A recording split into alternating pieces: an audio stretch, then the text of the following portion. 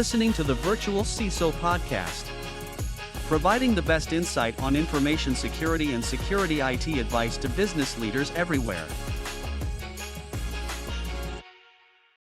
Hey there, and welcome to yet another episode of the Virtual CISO Podcast. With you, as always, your host, John Verry. With me today, Kevin Paige. Hey, Kevin. Hey, John.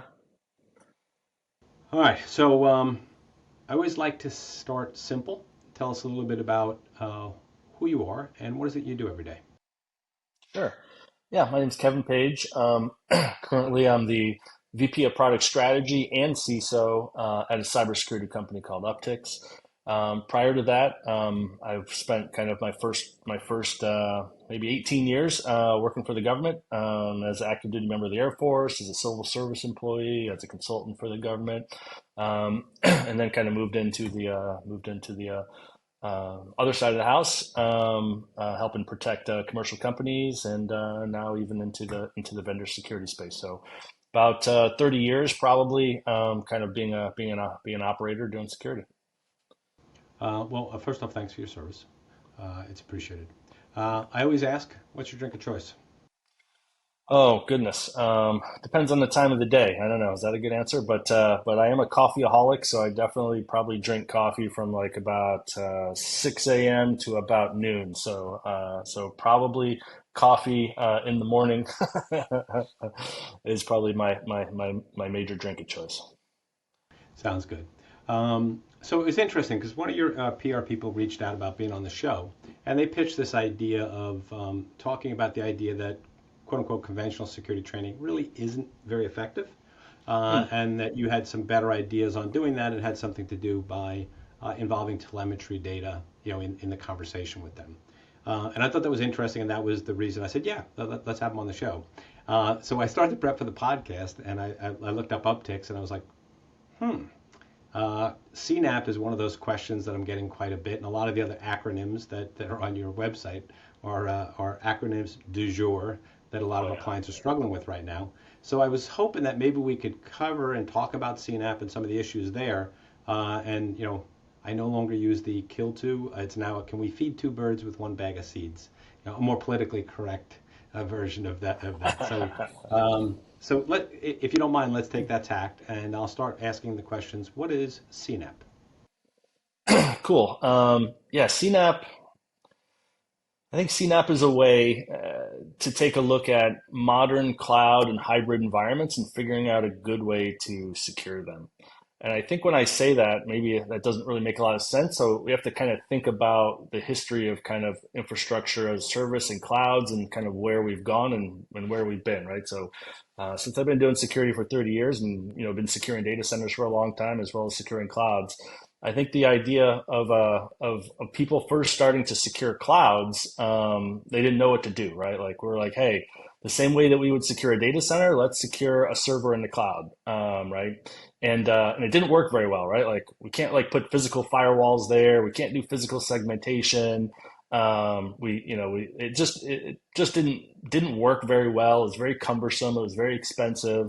The whole idea of the cloud is supposed to make developers' lives easier, and the idea of using things easier, and it got harder, right? And it got very painful trying to do it that way. And the cloud has got new things called APIs, right? The cloud's got new ways of doing things and accessing information, and we should figure out how to do that. And business drove the need to want to save cost and have speed and efficiency by using the cloud to host web applications and host software as a service offerings and host all of these things for consumers to use. So as security professionals, I think when we first started using the cloud, and we wanted to use the cloud, we realized like, hey, how am I supposed to configure the cloud, right? That ended up being one of the biggest issues. And especially when we had to get compliance mandates, right? We needed to get SOC 2, ISO 27001, all these compliance mandates to make sure that, we're operationally securing the cloud. And I think that if we take a look at CNAP, a vendor soup, right? I think that, there's a new acronym for everything these days. It gets quite painful. But the idea of it is that like, hey, all of these things over the last 8 years that we've been trying to do to secure the cloud, let's bring them together in a holistic manner and figure out how to secure the cloud, right? And I think if we just take a look at it holistically, it's a little bit of history, right? Right. We need a modern cloud security, kind of monitoring, posture management, breach prevention, controls with enhanced visibility, and really kind of understanding the risks from from when a developer writes code to when it's running as an application in the cloud for customers to use. So I think that's how I would try to quantify those 5 letters. And just to be clear, cloud native application protection, and then there's that second P, which the vendors like yourself would add, right, for platform. Meaning that you've got a cloud application that helps secure cloud applications. And then in terms of would it be fair to say that what CNAP is the modern version of what we used to call broad application security? But it's now updated and revised to reflect to reflect Agile, to reflect infrastructure as code, to reflect both the capabilities and lack of capabilities that cloud platforms provide us. Yeah, definitely, right? We took about 15 different kind of tools and tried to put them in a platform to provide context and help people secure their clouds more efficiently, right? I think that's a quick, easy summary of it. All right, so it's interesting to me. So let's talk about some of the tools that are in there. And then, because you see them talked about, you see companies saying this is what they do. Maybe they do just that. Some vendors actually do multiple tools, and they all use interchangeable terms. So let's talk about a few of them, and maybe you can help us understand what some of these specific capabilities within the CNAP umbrella are, right? So we see the phrase CWPP, Cloud Workload Platform Protection. Yeah, so CWPP, you can take a look at as your endpoints or your other types of things that can operate as a workload. It might not be a full server, might be a partial server, might be a container, could be a lot of things. Could be, if you're in Google or you're in AWS, using some of these functions as a service type capabilities. But at the end of the day, workload protection is taking a look at your server or your server-like capabilities and making sure that you've got good visibility on what they're doing, taking a look at vulnerabilities on those guys, and just really understanding how they're working and operating in order to keep them secure, right? So that's kind of the way that I look at it. Okay, so if I was, so if I was talking about a very fundamentally basic AWS infrastructure, that's ensuring that EC2 is running the way that I expect it to in a secure and compliant manner? Yeah, I'd say it's EC2 and the things associated with EC2, right? So you take a look at your EC2, and your EC2 is probably connected to a database, right? So anything that's operating as a cloud workload, right? So anything that's in the cloud and operating as a workload, being able to provide that visibility together. I actually think that it extends beyond the cloud. So if you have things connecting into the cloud, right, your cloud workload protection should extend to anything that touches your cloud as well. So, but I think the easy kind of summary of the CWPP is just like, any workload in the cloud needs protections. And if you're running an EC2 service on there, and you're running a container and you're running a database, right? How do I know that all of those things are secure as workloads in the cloud? Okay, I was going to ask you that because you do see some companies out there now that are just Kubernetes security companies, right? So and they spend a lot of time and energy in that. Is that a subset of, if you will, of CWPP, or is that integral to CWPP? Right? I mean, because you sounded like you were referring to that the Kubernetes container would be covered by that CWPP? I think that, so I consider a Kubernetes workload as well, but Kubernetes as an orchestration engine is a little bit different, right? So to be able to understand how Kubernetes as an application is working, is kind of the next level deep beyond CWPP, right? Okay. So Would that hold true for Docker then as well from your perspective?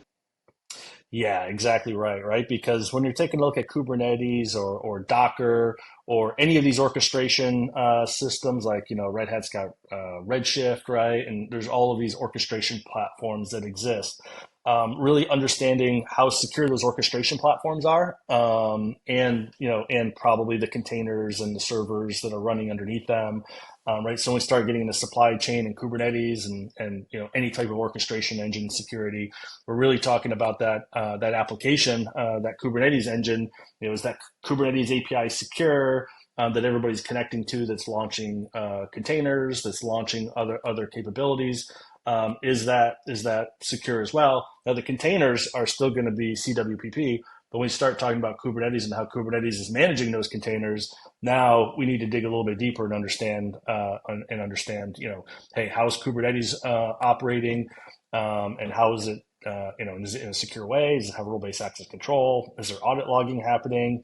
What's east-west traffic and north-south traffic look from container to container or pod from pod in a Kubernetes environment? So you really have to start taking a look at your architecture of your orchestration. I feel like Kubernetes is kind of won the war here, right? So it's always almost safe to say, from a Kubernetes perspective, like how is it managing and operating inside your cloud, right? It's almost like you've got your cloud, then you've got another layer inside your cloud, and that Kubernetes layer is that new layer that you have to understand, just like you used to have to understand your cloud. Now you got to understand your Kubernetes. Yeah, it does. It's funny when I first and started to make the transition, and I think I'm still making the transition because I've been doing this a while and beginning to really understand it. It feels a little bit like that movie Inception. And containers specifically, feel like Inception to me. Because you've got instances of EC2 running inside, and it's just, oh, my head is starting to hurt here. So just to make sure that I'm following you, because this is not my area of expertise. The container itself that's operating, you think that gets covered by CWPP. The orchestration engine, if you will, and that application, that platform, if we will, that's running, that's where these specific Kubernetes style assessment engines or assessment platforms address that. Yeah, because they're applications, right? So Kubernetes is an application, just like Docker's an application, right? And you really need to understand how those applications are working, and that those applications are secure, they're running inside your cloud as well. So so it's important to make sure that those applications that can control your workloads are secure.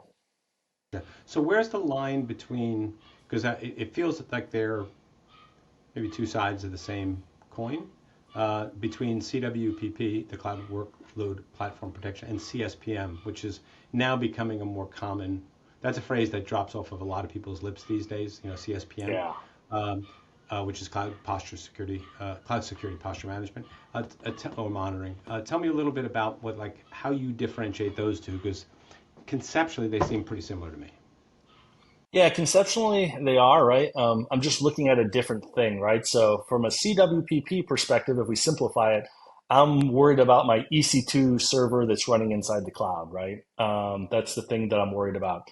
From a CSPM perspective, I want to make sure that my cloud is configured correctly. I want to make sure that default settings are set correctly, right? So if I launch a cloud service, that cloud service meets certain best practices, certain guardrails. So from a CSPM perspective, I want to make sure that security is kind of baked in by default into my cloud services.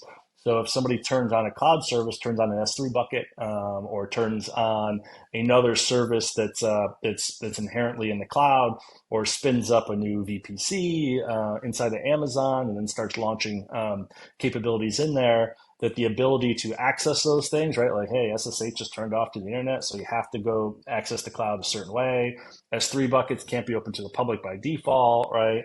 So from a posture management perspective, it's really about taking a look at that posture of your cloud services, right? So if it's a Google, Azure, Amazon or whichever cloud that you may be using, those default services that are fundamentally provided by those clouds, that those things are configured in a secure manner by default, because usually they're not, right? Usually vendors make it easy for software developers or system administrators to just be wide open to the internet to make life easy for them to use, right? And then from a cloud security posture management, we want to make sure they're secure, and then we want to validate they're secure. And then hopefully from a CSPM perspective, we even have to provide to our auditors proof that our cloud is set up according to our policies and procedures.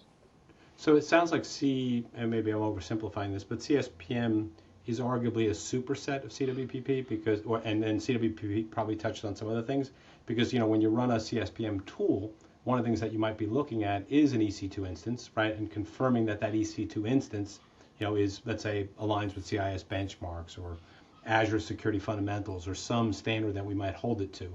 So it sounds to me like what you're saying is that, yes, you are touching on that from a security and compliance perspective, but then like when we look at the management plane and we look at all of those other elements that are integral to living in a particular cloud environment, a cloud instance, it's looking at a lot more than that. Exactly right. I mean, in order to get full visibility, you need both, right? You need to understand your workloads as well as your posture. And that's why, and as we talk about these other services that are part of CNAP, you're going to see that they overlap a whole lot. And there's a lot of capability that you need from all of them to bring them together. So this idea of CNAP, of bringing these tools together in a holistic platform, makes sense as we start talking about these things, right? Because from a CSPM perspective, I need to know how people launch an EC2, but from a CSPM perspective, I can't see inside the EC2, right? So now I need my cloud workload protection to look inside the EC2 instance and the cloud security posture management to make sure that my EC2s are deployed inside of VPC with the correct, settings that it should be set for the, so you'll see there's direct overlap, and you need both of them in order to provide a secure cloud environment. Right, weakest link in the chain is going to bite you, right? In security, Exactly. So it's having that view of all the things, and I think you probably are just answering my next question to an extent, because now I think I have an understanding of it. There's this concept of SIEM with a C, which you see increasingly more, cloud infrastructure entitlement monitoring. Is that effectively privileged user account management for the cloud? Pretty much, right? So if you take a look at some of the tools, and I'll use Amazon as an example, and you take a look at the IAM feature of Amazon, you can create permissions on servers, you can create permissions on users, right? You can create different roles, and you can create, I don't know, probably hundreds of thousands of different capabilities and permission sets. From a cloud perspective, we got to the place to realize, like, hey, we need to put permissions on systems. We need to put permissions on users. We need to bring those two things together. And the complexity got very hard. And when the complexity got hard, what do? Well, we just give you root level access. We give you admin access to everything, right? And then that leads to data breaches, and that leads to other misconfigurations and misuse. So this idea of CIEM is this idea that hey, we need to understand permissions, right? And we need to make sure that we're providing the least amount of permissions for a workload or a user or a server to do its job.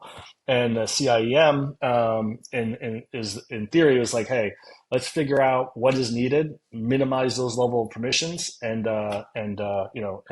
minimize the ability to get breached, hopefully. All right, so let's take a real world example and which pieces help us with this. So one of the things, of course, we see is open S3 buckets are the bane of a lot of companies, right? So we've got this idea of like a CSPM tool. I would imagine if it's sitting there and it's sitting on I forget what log it sits on, and it sees that somebody spun one up, it's going to yell and say, "I saw it." Now, would you use can CIEM? Can that tell us that we've configured things in such a way that developer level people have the ability to spin up S3 buckets, but they can't change that setting. But this guy over here the product line manager or somebody else, they have the ability to spin that up and they can set it to open. And that way you're kind of aware of that and you know that that is what I intended and it's actually set that way. Exactly right, right? So I'd use my CSPM to set my standard security capabilities. Then I would create a role, and I'd want that role to be used for a certain amount of developers that are accessing certain S3 buckets, and I want to give them a certain level of permissions. And then I would use CIEM to make sure that I gave them the right least amount of permissions necessary for them to do their jobs effectively. Okay. And those permissions that we're referring to there, we're not talking about permissions in the CSPM tool. We're talking about permissions in the cloud for the cloud service provider, AWS as an example. Right, right. Like, can I delete things inside the S3 bucket? Can I write things to it? Can I, what can I do in this particular bucket or in a folder inside the bucket, right? You can get pretty granular these days. So if you don't give a CSPM tool, if a CSPM tool is not CIEM enabled, and is it limited to looking at workloads at that point in terms of what it's looking at, right? Because it can't see, right, without having that CIEM capability, it really can't see, it's not user aware, perhaps. Correct. Yeah, it's not going to be user aware. It's going to be focused on the number of services in the cloud, right? And from a CSPM perspective, like let's say Amazon has got 1,000 services, right? Out of those 1,000 services, there's probably 10 that 99% of people use, right? And there's probably, Pareto hits again, right? Yeah, exactly right, right? And from a CSPM perspective, all the vendors are saying like, hey, and Amazon's telling you like, hey, here's the 100 most used services. Here's the best way to secure those services, and then people figure out best practices for use, right? And the CSPM's just monitoring it consistently, right? And letting you know when either somebody changes it or when the posture kind of validates the known good state. Gotcha. Now then a newer one that I heard recently, where you're hearing more recently, I guess is a better way to say it. It's been a bit. Everyone's familiar with EDR and XDR. Now we're starting to see CDR, which I guess is cloud detection and response. What exactly is CDR, and how is that different from what we've been doing? I don't. So the kind of the good thing is that it's not that different, right? So the kind of the cool thing is once you start taking things like EDR, you take CSPM, you take cloud workloads together, you start bringing all this context together, right? Here's the context of roles, here's the context of users, here's databases, here's servers, here's how they're set up. And now all of a sudden, you have all this context that talks about, you kind of have full kind of context on not only like what a EC2 is, but what roles assigned to it from a CIEM. Is it the right role? Is it the wrong role? It's connecting to a database. How many ports are open? You start getting this ability to take a look with all the context in place of your resources in the clouds and their potential vulnerabilities, their potential ways in which a threat actor could take advantage of that particular asset. And you get all that information, in one view. So back in the day, all these would be different tools, and I would have to log in, SSH into this server, SSH into this database, go look at my SIM, pull all these logs together, and try to piecemeal together a security issue or a security event. Now, with all of this data coming together, now I don't need to I shouldn't need to SSH into 100 different places.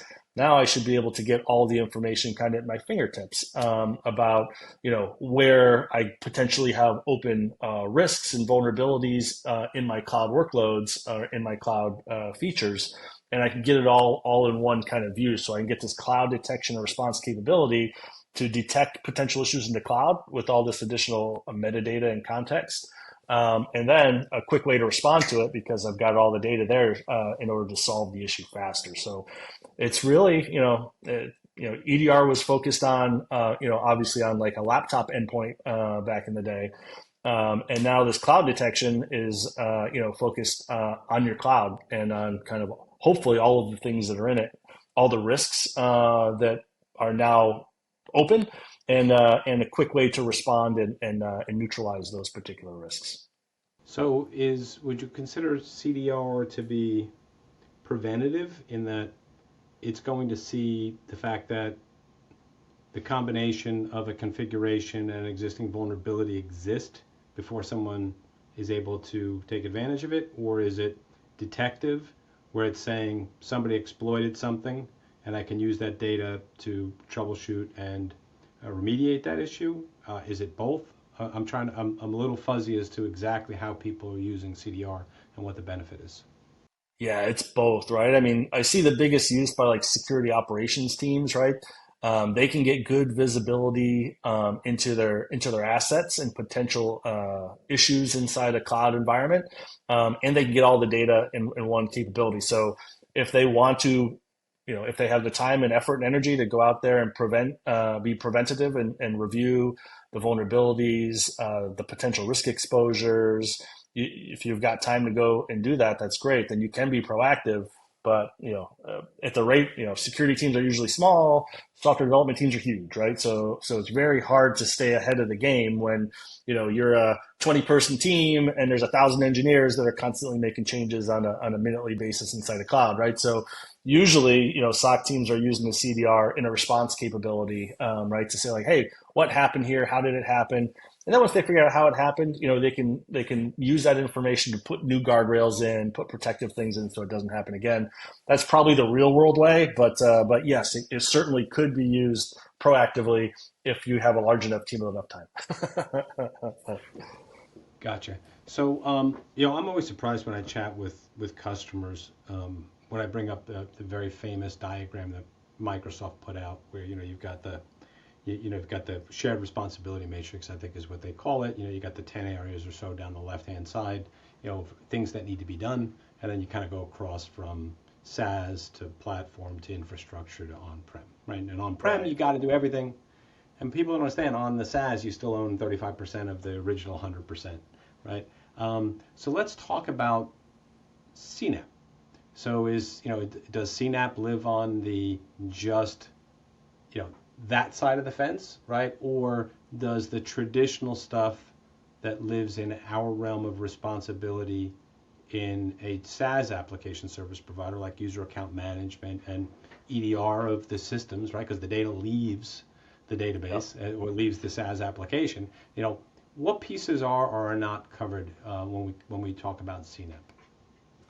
I think when we talk about CNAP and the shared responsibility model, CNAP is really designed to fill that infrastructure as a service piece, right? So when you take a look at the infrastructure as a service piece, all of the things that a cloud provider can't do for you natively, right, is where CNAP comes in, right? So somebody might need to deploy a cloud workload. They need to patch it. They need to make sure there's no vulnerabilities on it. They need to make sure that they reduce the amount of ports that are open from the internet to it. Right, the cloud provider can't do that for you because it doesn't know how you want to run your server and run your application inside that server. So now CNAP kind of fits that piece. Now from that shared responsibility model, the thing that the clouds are like, hey, just everybody be aware, like we can't protect your application for you because it's your application. Now you can use a CNAP to really kind of understand, your workload, what workloads are happening, the posture of your clouds, make sure that it's set up in a secure way. Take a look at permissions, make sure permissions are set up in the right way. Take a look at endpoints, vulnerability management. You can kind of bring everything together in that shared responsibility model on the infrastructure side. Okay, so that's actually maybe a good way to frame this for people, right? So if I got this right, so again, I can't remember if it's 9 or 10. For some reason, I think it's 10. I don't have the shared responsibility matrix up. But if as you move from right to left, like 6.5 of things are marked as being the responsibility of the SaaS provider, and 3.5 are kind of like still live in our realm. What CNAP basically does is provides us an elegant, in one place platform to effectively ensure those 6.5 at the bottom. Yep. Yeah. Give you visibility onto what's going on those areas that you should that you're supposed to be Right, paying attention to. yeah, I'm sorry, I apologize. We're in infrastructure as a service, which Yep. is more than which is probably five or it's the ones that out of that top group, but that are in that second group in that diagram that would fall into where you guys are providing CNAP providers are providing a lot of value to us. Exactly. Yeah, the infrastructure. Once you get into the application, the other SaaS piece, that now you've gone a little bit beyond CNAP, right? Because CNAP isn't going to look at the permissions inside your application. It's going to look at the permissions on your infrastructure, right? Yes, yeah, but that's the responsibility. I mean, again, no matter whatever bucket we're in, right, SaaS, platform, infrastructure, on-prem, ensuring that you're managing your users, right, and providing good permissions and commissioning, decommissioning users appropriately. Yeah, that's always going to be on you, no matter what model of computing we're involved in. Exactly right. Yeah. I mean, you built it. You better protect it. Exactly. All right. So now let's circle back to the original idea behind this podcast. We're in agreement that security awareness education is good. It's a necessary evil. But in the best run organizations that we've had the experience of work with, even organizations that train a lot, and even organizations that do phishing exercises as much as weekly, 4% of your people, in a good organization are still going to click on those links, right?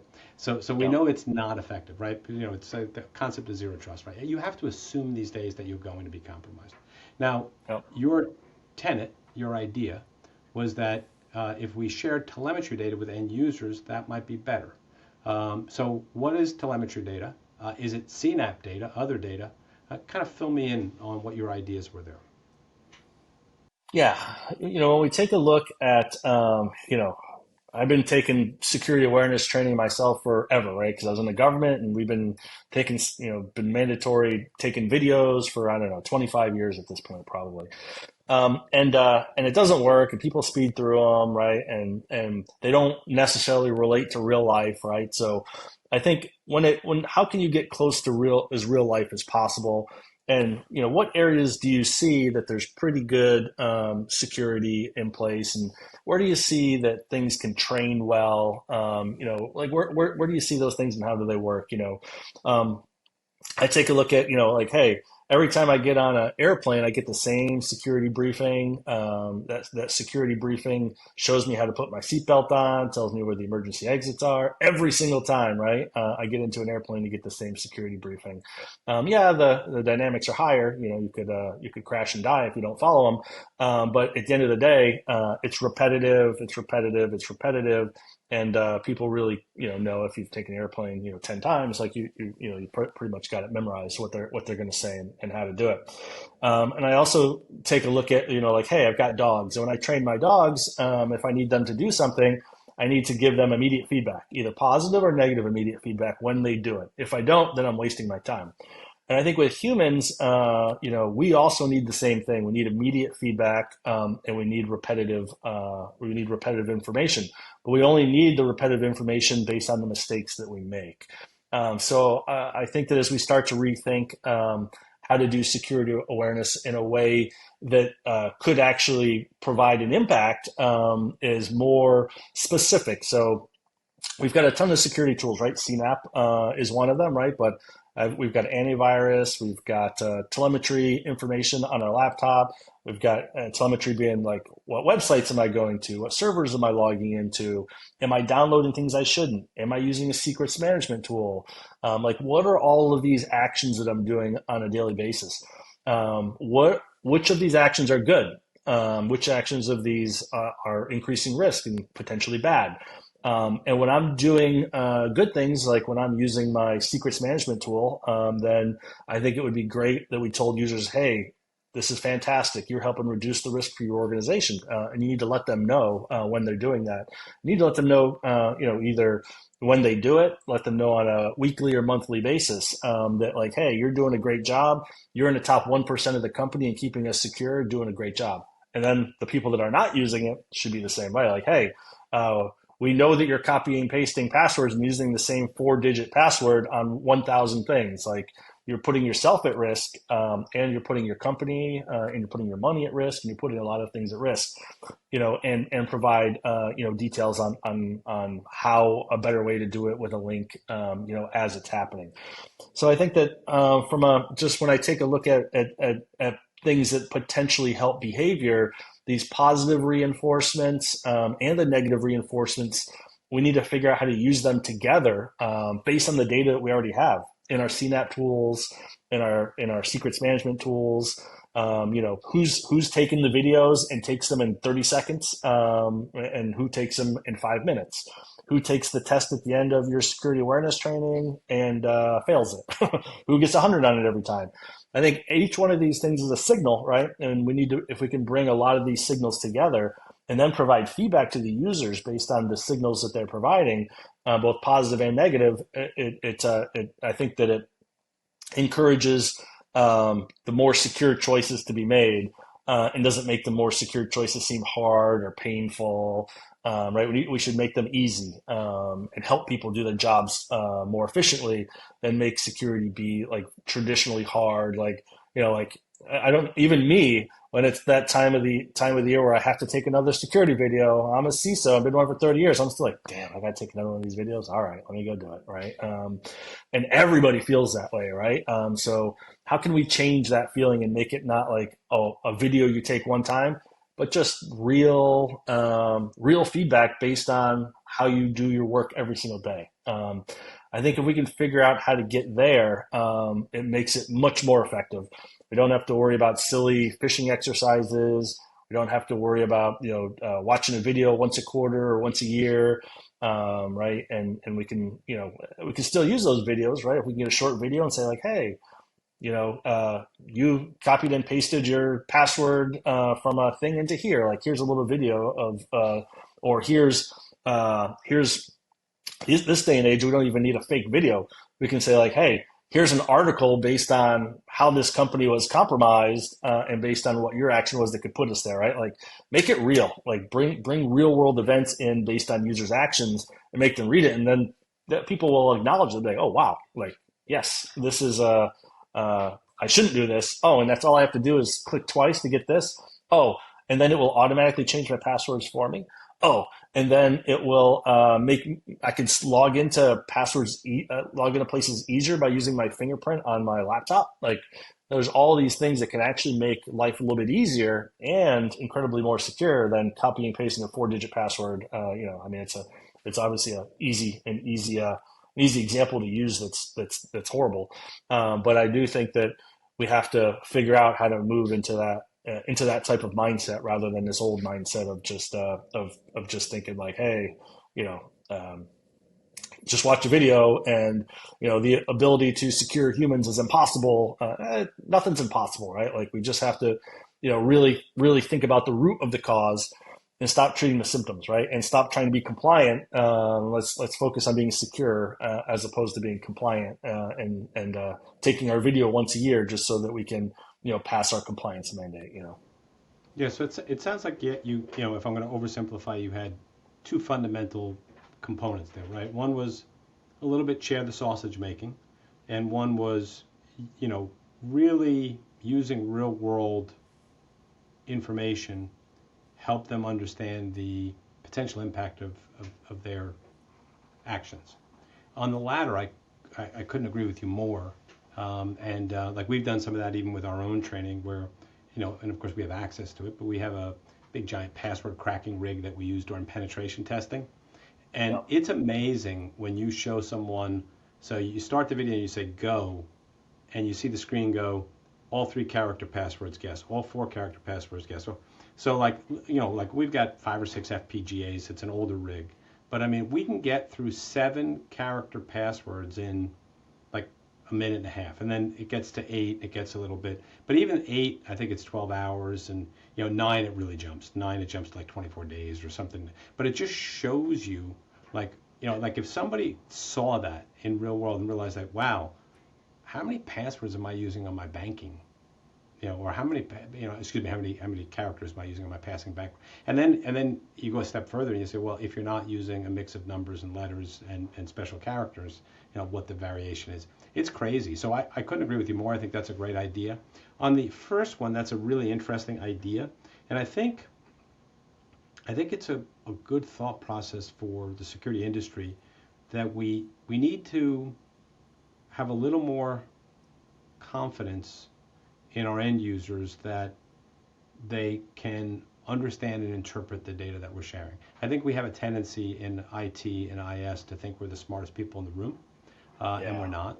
And I think we're hesitant to share the sausage making. A, we don't want people to question us. B, I think a lot of us love the fact that we've got acronyms and you don't know what the acronym is because I'm smarter than you, right? I mean, every consultant that I know, and I'm a consultant, so I'm allowed to say this. Why are you a consultant? Because you think you're the smartest guy in the room, right? And you want to show it to everybody, and the consultant gets to stand at the front of the room and do that. I think we do have to treat our user base as one that's more intelligent, and trust that we can give them this information and that they can use it effectively.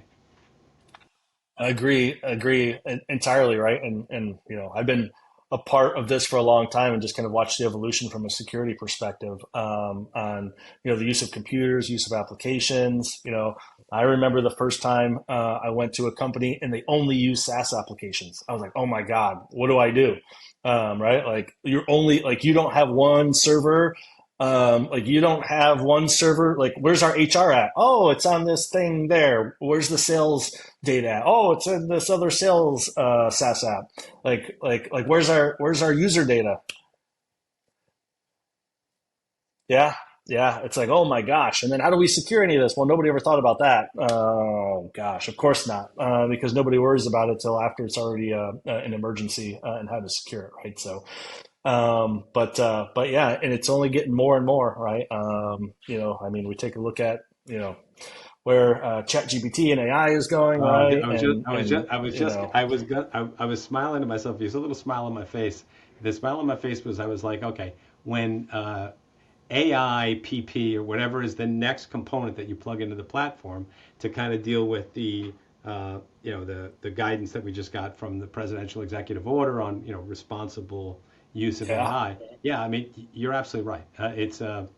Well, look, it was so funny. I love talking with young people that are trying to get into the field of information security, and they have this perception that it's going to take them years to get. John, you've been doing this for 20 plus years, and I'm like, no, you don't understand.